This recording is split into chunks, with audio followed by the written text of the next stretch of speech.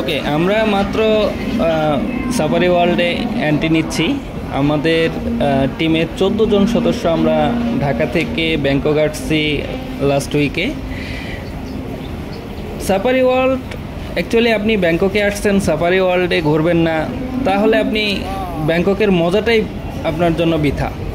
ওকে, আজকে ভিডিওটা মূলত করছেন আমাদের ইকরামুল ভাই।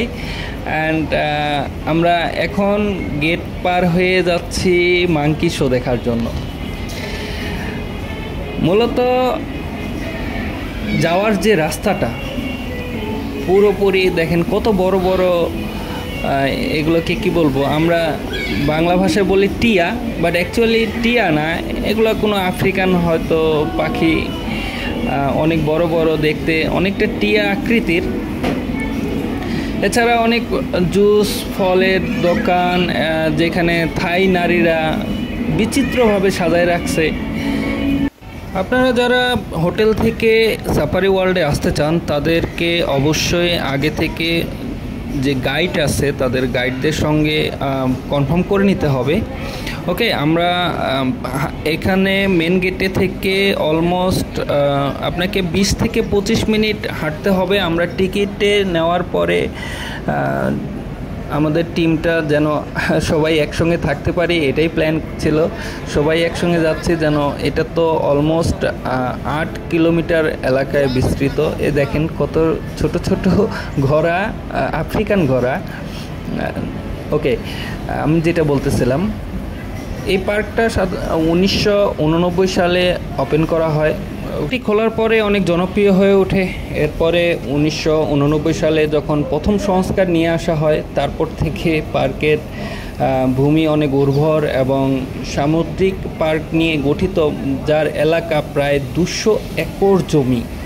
আপনি গাড়িতে করে যদি পার্কটি ভ্রমণ করতে চান তাহলে আপনাকে অলমোস্ট 50 মিনিট সময় লাগবে। ওকে, দেখেন বাচ্চারা অনেক খেলতেছে, এখানে অনেক স্কুল থেকে আসছে, আমরা দেখতে পাচ্ছি অনেক স্কুল থেকে যারা পিকনিক করতে আসছে। আমরা যারা বাংলাদেশ কিংবা অন্যান্য দেশে থেকে আসি, আমরা মূলত এই পার্কের, আপনি যদি সময় নিয়ে না আসেন তাহলে এই পার্কের আপনি কোনো মজাই পাবেন না। আপনি ফ্যামিলি নিয়ে আসতে পারেন, ফ্যামিলি নিয়ে ঘোরার জন্য একটা পারফেক্ট জায়গা। এখানে অনেকগুলা টিকিটে অনেকগুলো ক্যাটাগরি আছে। আপনি সারাদিন যদি এখানে সারাদিন স্পেন্ড করার জন্য অবশ্যই আপনাকে 6 থেকে 7টা রাইড আপনাকে নিতে হবে। সব মিলিয়ে অলমোস্ট আপনি যদি ট্যুর প্যাকেজের সঙ্গে কনফার্ম করে আসেন তাহলে $300 থেকে $400 মধ্যে, 400 বাদের মধ্যে আপনি এই প্যাকেজগুলো পেয়ে যাবেন। আর প্রতিটা রাইডে আপনার আধা ঘন্টা থেকে 40 মিনিট সময় লাগবে, 30 থেকে 40 মিনিট। রয়্যাল বেঙ্গল টাইগার, হ্যাঁ, আমাদের ইকরামুল ভাই দেখতেছেন রয়্যাল বেঙ্গল টাইগার। অনেক বাইরের কান্ট্রি থেকে অনেক মানুষ আসতেছে। আর পাখিগুলা ভাই অস্থির, আপনাকে আমি বোঝাইতে পারবো না, এত রকম, এত বিচিত্র পাখি আপনি কোনো দিন দেখেননি, আমি শিওর। দেখেন বাচ্চারা যাচ্ছে, আমরাও যাচ্ছি, সবাই মিলে যাচ্ছি বানরের শো দেখার জন্য।